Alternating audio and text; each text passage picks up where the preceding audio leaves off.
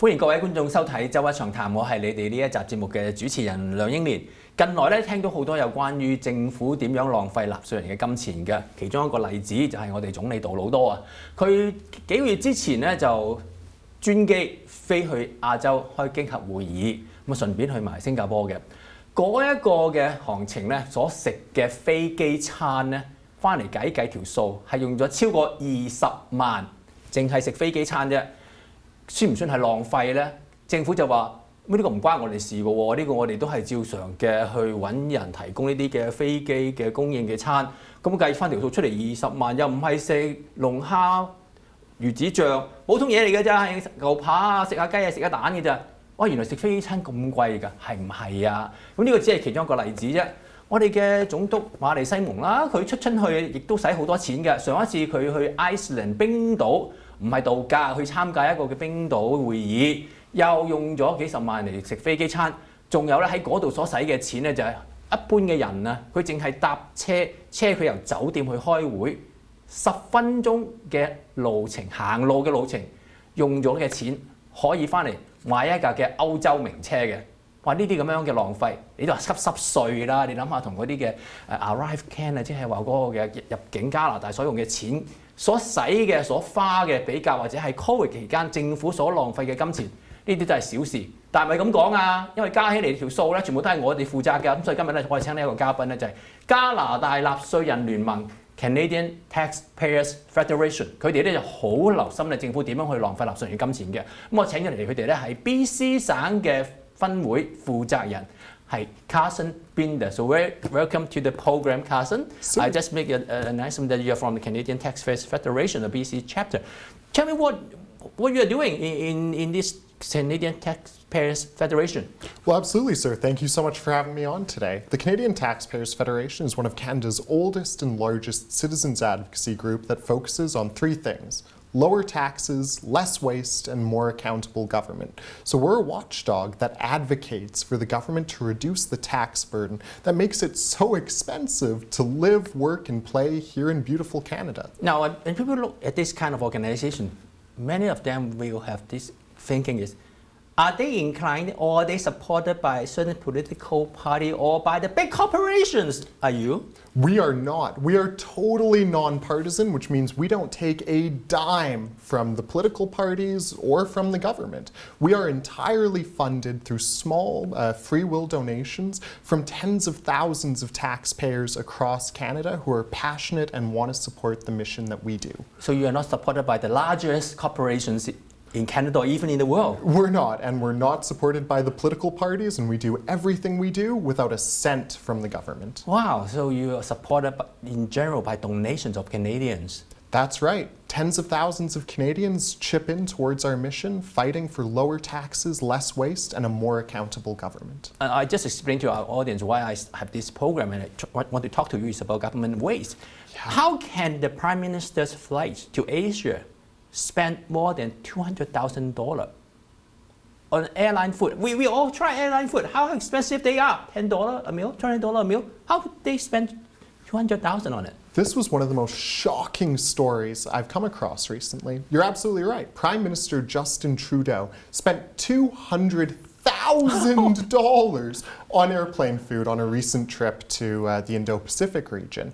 And it's not just the food. I mean, the Prime Minister was dining on fine porcelain dishes, eating with the best silverware in the world. Well, you and I, normal taxpayers, are paying for this extravagant luxury.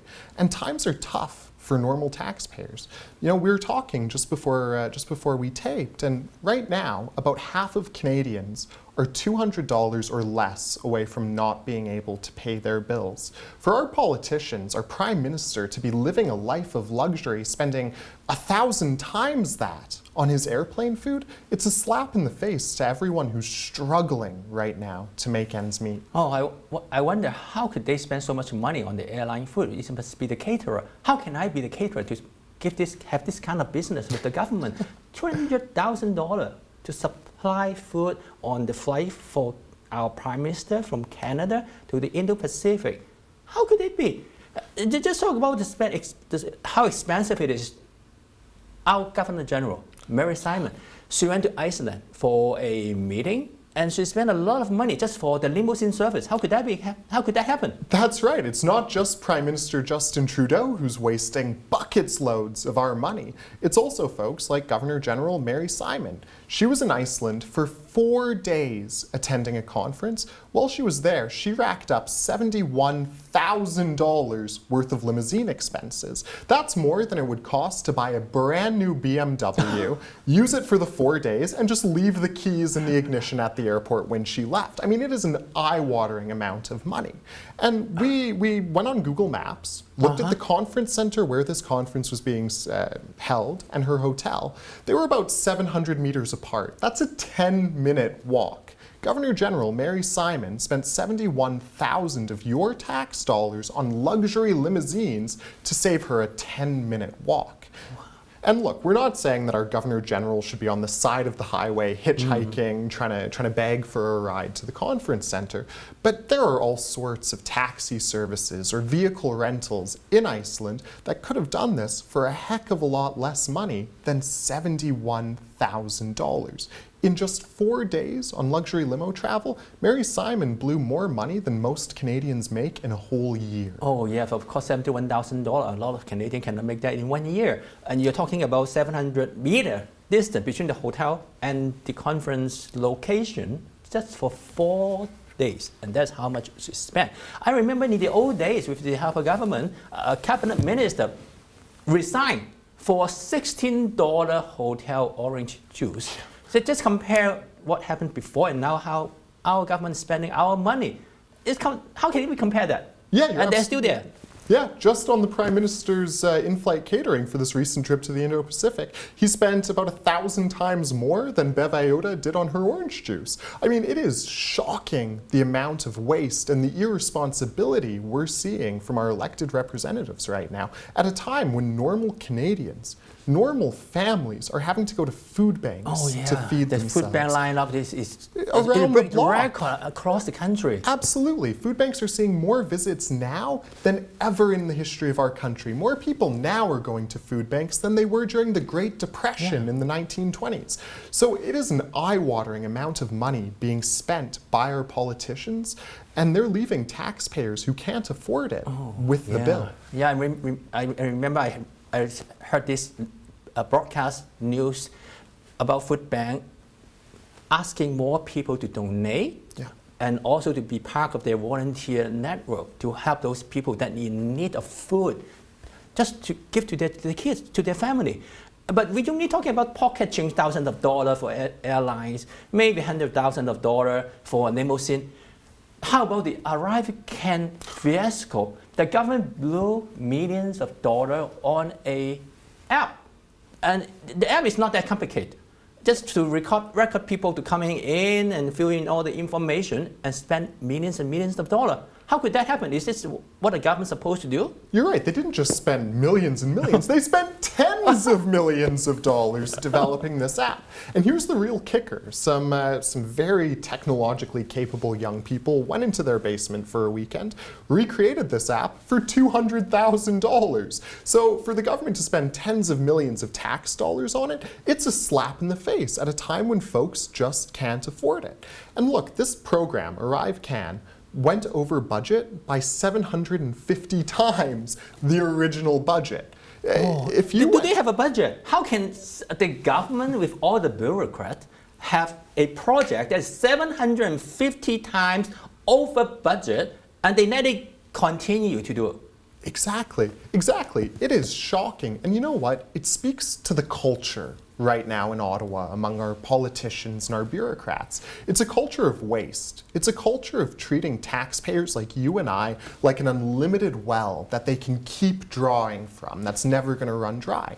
And that's just not the realistic situation right now. Canadians have never had it harder. And these big spending scandals by our government, that's part of the problem. They're raising taxes to live the life of luxury while Canadians are lining up to feed their families on peanut butter that's been donated to their local food bank.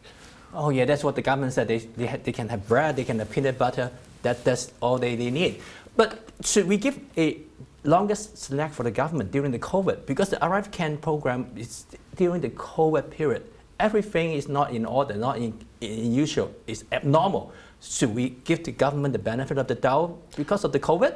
Look, the amount of money that was spent on this ArriveCan scandal, this debacle, it's eye-watering. There are currently several RCMP investigations into this process because of how much over budget it went, leaving taxpayers with that bill. Even during the height of the pandemic, these kinds of cost overruns that we saw with the ArriveCan program are totally unacceptable. Absolutely unacceptable. Now, compared during the COVID, the government kept on throwing out money just to help Canadians. That's right. Now, everything is settled.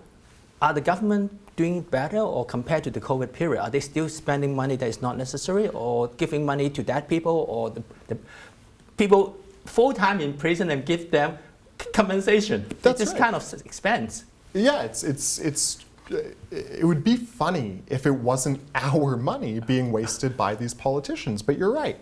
Dead people received the Canada Emergency Relief Benefit during the pandemic. More than $1 million went towards dead people. Millions more went towards Canadians who are in jail. Millions of dollars more went to people who voluntarily quit their jobs. They weren't laid off because of the pandemic. So the CERB is another example of a government program that was horrifically mismanaged and left taxpayers with a huge bill. Wow, that's how our government is treating our money. If it's their own money, I don't care, but it's our money. I'm not the contractor of ArriveCan. I'm not the contractor of the catering. So I pay for them. And this is how government run their business. It's not like a business. But how about the government trying to help the environment? Carbon tax. We've been talking about that for many years. And the government keep on saying, we need that to save the earth. We need that to save our second generation, all our offspring. Without this carbon tax, we'll be doomed. How about the carbon tax? It is doing what the government want to do to reduce carbon dioxide, save the environment, and it's revenue neutral, and the government is giving me back money that I put into the carbon tax. Yeah, so the carbon tax, it's all smoke and mirror. It is a tax plan. It's not an environmental plan. It's not to save the environment? It's not to save the environment. Look, even according to the Parliamentary Budget Officer, who's the independent watchdog for how the government spends money, if Canada did not exist, it would not make an impact on a global problem like climate change. Now, when you say green, just say if Canada does not exist, that means we have no Canadian, we're not breathing, we are not cooking, we are not heating, we are not producing anything for the world. Canada is not here. It won't make a big difference. That's right. To the world's environment. Even at the highest end estimates, Canada produces 1.5 to 2% of global greenhouse gas emissions. We are a small country. Yeah. Those are the highest end estimates. Reducing global greenhouse gas emissions by 2%, that's not going to magically solve a global problem. So if Canada like can climate change. achieve our goal to reduce the carbon dioxide by 2%, we only contribute 1.5 to 2% of the global carbon dioxide, and we can reduce 2%. It's just a drop in the ocean. You're right, it's a tiny drop in the ocean. And it's a drop in the ocean that's costing normal Canadians big time. Your average family in Canada, even after the rebates, is going to be out more than up to $900 this year alone because of the carbon So tax. that means at the end of the year, if you look at our pocketbook, we pay more into the carbon tax than government give me the rebate by about $900. That's right. That's true on a national level. Here in BC, it's even worse. We don't have the federal carbon tax. We don't. We've got a provincial carbon tax. Here in BC, the provincial carbon tax rebate system cuts off before your average family, your statistically median family, even sees a dime back in rebates. So your average family in British Columbia does not see 1 penny back from the government as a result of the carbon tax rebates. Even worse here in BC. But on the national level, the carbon tax is going to cost Canada's economy about $12 billion just this year. At a time when most people, about 50%, are $200 or less away from not being able to pay their bills, we can't afford a $12 billion hit to our economy. But that's exactly what the Trudeau government is doing. And enough's enough. He needs to scrap the carbon tax completely. Now, but the government has been trying to hide the real number of how it affects the economy of Canada by imposing the carbon tax. Do we have all the documents from the Auditor General's office or the Parliamentary Budget Office to get to the real number how much it's costing Canadian? Yes, so the Parliamentary Budget Officer released a report that shows the cost of the carbon tax to individual families. That's where we get that $900. So this is real, now it's real. We got that. This is from independent the Parliamentary Budget Office. Okay. That's right, this is from the independent It's not from the Parliamentary opposition, Budget Officer. not from the CTF. No, these are numbers that were crunched by that independent Parliamentary Budget Officer. Now, Environment and Climate Change released the documents that we use to calculate that $12 billion a year number. They showed the GDP, what it would be without a carbon tax, versus the GDP with the carbon tax, and we subtracted that out to give us that $12 billion number. $1 billion a month the carbon tax is costing our economy. That's a huge drag at a time when Canadians just can't afford it. So this is a real number crunched out by experts. And if people want to really see the number, can they get the number from somewhere? Absolutely. They should check out www.taxpayer.com. Head on to our newsroom and they'll be able to see our report on this. Now, so this is real number. It's not just because of the opposition is asking the government and give all those fake numbers and haven't put all the data into the calculation. Go to www.taxpayer.com to look at those crunch out data. Now, but the government is still very concerned with the environment. They want to help to reduce carbon dioxide. They want people to drive electric car. So they're using our money to help, well, those not Canadian, they're probably European, American, Japanese car manufacturer to set up manufacturing facility in Canada. And they are paying not millions. They're talking about billions of dollars to have foreign company to set up shop in Canada to produce electric vehicle and to hire Canadians. How about that? Is it good subsidy? Is it good for the environment, good for Canadian? This corporate welfare, which is what it is. You call corporate welfare? Is horrible. I mean, isn't it an environmental project? No, this is giving tax dollars from tapped out Canadians, from Canadians who are having to line up at food banks, to some of the biggest corporations in the world, Volkswagen, Stellantis, Honda, Ford, these big multi-billion-dollar companies. And just in Ontario, the Ford and Trudeau government between them have kicked in more than $70 billion to these huge, massively profitable international automotive vehicle companies to develop EV plants here in Canada. Now, even if you believe the government's analysis of how many jobs this is going to create, thousands of jobs they will create. Sure, but each job is going to come at a cost of $4 million. At that point, they'd almost be better off just giving each worker $4 million and sending them home. If we believe the government, how many jobs they can create by subsidizing this worldwide corporation to set up manufacturing in Canada, and you divided the money by the number of jobs that can create, $4 million per job. Per job. Well, the government just give the money to Canadian, it's better. Exactly. They should cut the taxes that make it so expensive to live and work in Canada instead of giving our tax dollars to these huge, massively profitable corporations. It's a slap in the face. It truly is to taxpayers who are struggling to make ends meet right now. Well, the more I talk to you, the more I feel bad about how the government spend my money. We're talking about airline food on this flight for the Prime Minister. We're talking about limousine service for a Governor General, talking about $71,000 for a 4-day, 700-meter travel distance. And we talk about how the government spent millions on this Arrival Can, a simple app. And now we're talking about billion, how the government spending our money to buy the foreign company to set up shop, and it costs $4 million per job created. That's right. Oh, now how about this capital gain tax? Because the government spend our money just like a drunk sailor. No, I'm not bad for the sailor. Probably it's not these days. But the government spends so much money. They need money coming in from somewhere else. They're talking about capital gain tax. 4% of Canadians, the wealthiest, that's according to the government, will be affected by this capital gain tax. So the government can have more money to spend. Is it good for the economy? Is this good for the government to balance the budget or at least reduce the amount of deficit in the coming budget? Will it work? So this government doesn't have an issue with the amount of revenue they're taking in. They've got an issue with how fast and how stupidly they're spending the tax dollars that they take in. So if we take the government at face value, the amount of money that they'll raise from this capital gains tax hike, it'll be gone in less than a week at the rate that they're spending money.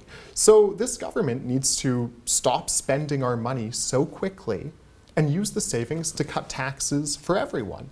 And this capital gains tax hike, it's going to have real implications for normal Canadians. We've already heard from doctors across Canada who are considering packing up and leaving because they can make more money down south in the United States where they don't have to pay this outrageous capital gains tax from their practices.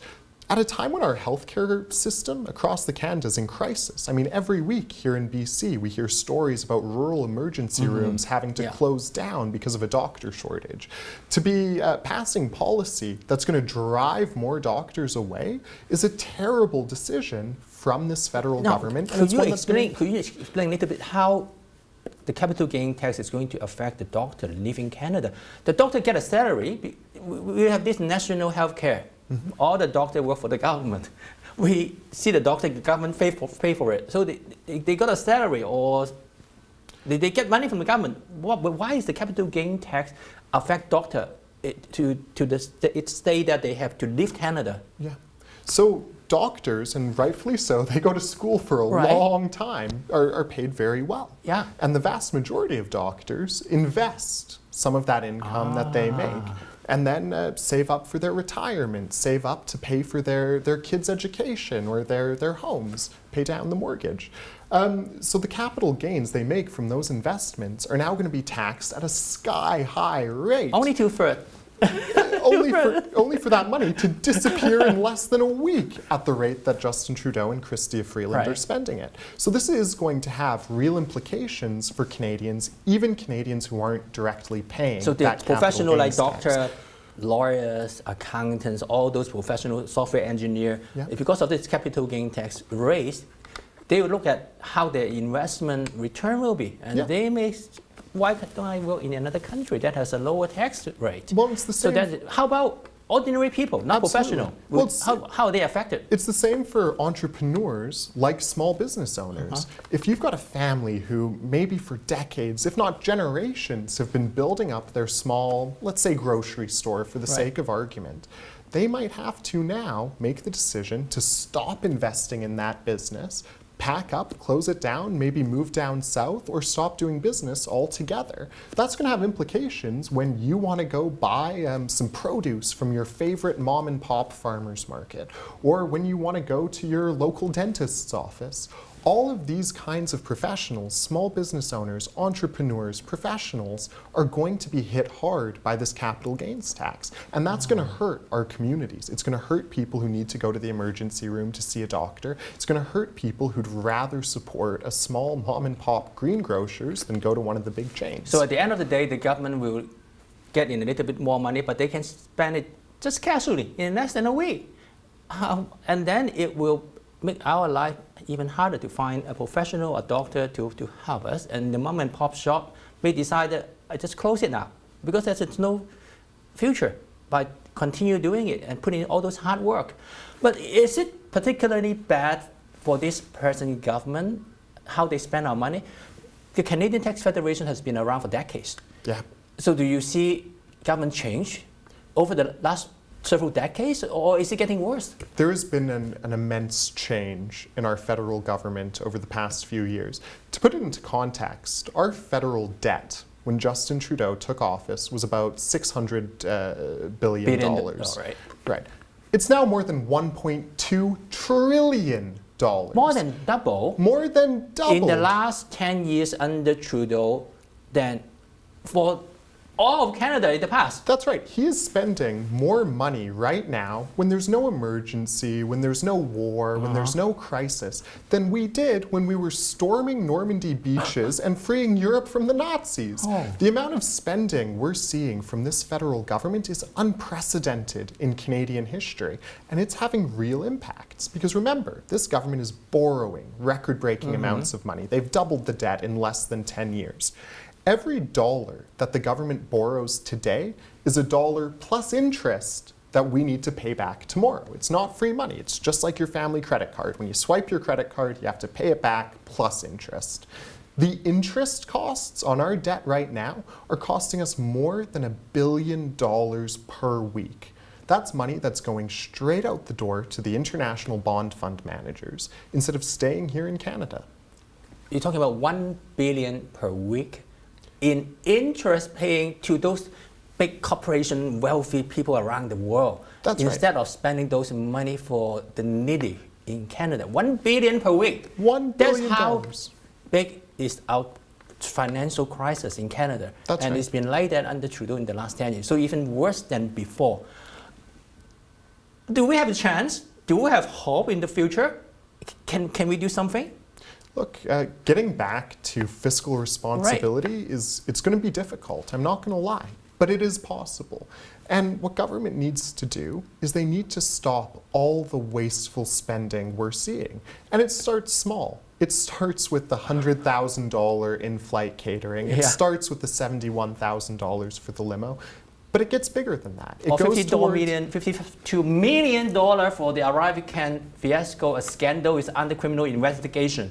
Stop doing that, right? Exactly. And then stop giving corporate welfare to some of the biggest and most profitable corporations in the world. $100 billion for this multinational corporation to just come to Canada. Yeah, use those billions of dollars worth of savings to pay down the debt and cut taxes on Canadians. Oh, so we really need to have organizations like the Canadian Taxpayers Federation, which is supported by Canadian taxpayers, individual Canadians, not big corporations, not government, not political party. How can people get more information? How can people support organizations like you, Canadian Taxpayers Federation? How they connected with you to be volunteer to support you? Absolutely. People should head on over to taxpayer.com and look at the work we put out. Sign our petitions to tell government to stop their reckless spending, to kill the carbon tax, and to stop